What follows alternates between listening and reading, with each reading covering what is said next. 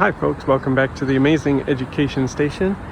It's not the video, it's about the information that's going to benefit you and you need to know.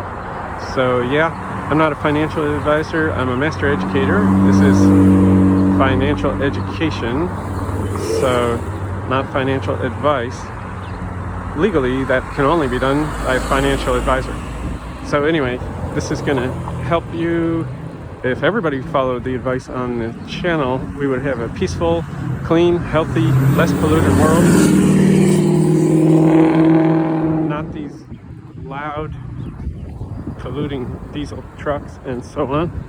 In fact, we would be healthier because we'd probably be walking more, living closer to work when we get the draconian, unfair zoning situation taken care of all around the planet, especially in the United States and certain other countries that have excessive zoning.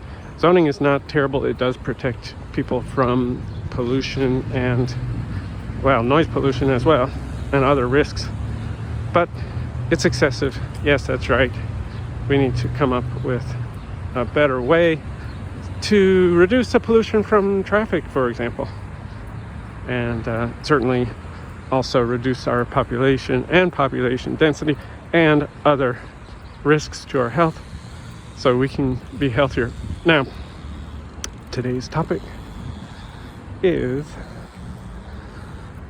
how to spot red flags, or you could say black swans, but that's a sort of a different subject. But yeah, how to spot red flags.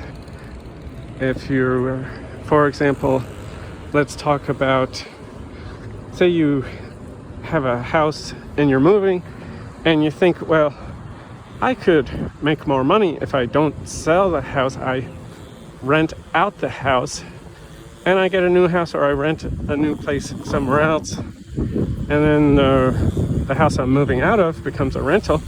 You can even take money through the bank, get a home equity loan to pay for your new house in cash. Yes, that's right. So maybe you've paid off the mortgage, or, you know, who knows the situation with your old house that you're leaving, but you certainly don't have to sell it. But now you've got a situation, okay, gosh, I want to rent it and I want to get people, you know, got to have people that are reliable to live there. And so then, well, how do you find good, reliable people? What you do is you look for red flags. Now, for a lot of you, if you have any experience with this, you don't have to watch this video, you know what you're doing. But if you're just an average person and just trying to get by, and you have the time on your hands, because this takes time. So most people maybe would be too busy or think that they're too busy, but you can do it if your schedule allows, or if you're just a active person that's good at making decisions.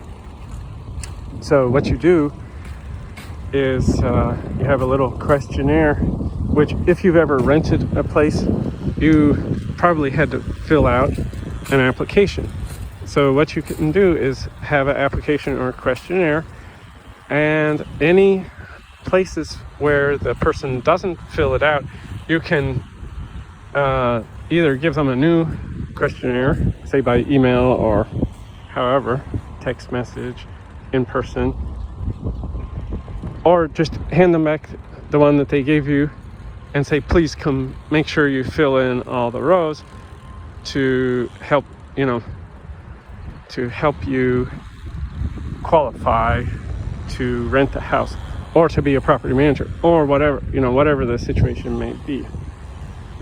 So yeah, so that's what you can do. And then where are the red flags? The red flags are the parts that they didn't fill out the first time. And those are, you know, you sort of have to wonder.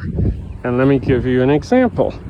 This is a real life example, but the identities of persons in question will be hidden to protect the people in question. So, for example, somebody sent me application and they listed their father, and I believe maybe just their first name, or they just told me in writing that, you know, their father would be living there. And so I think it was maybe three people to live in a house. And then, because the application requires the full names of any adults, because guess what? As a person signing a lease, I think you need, maybe legally, but certainly to to be cautious and smart, not dumb and reckless, you need to run a official background check, which is a criminal background check and a credit check, etc., and possibly some kind of landlord eviction check on any adult.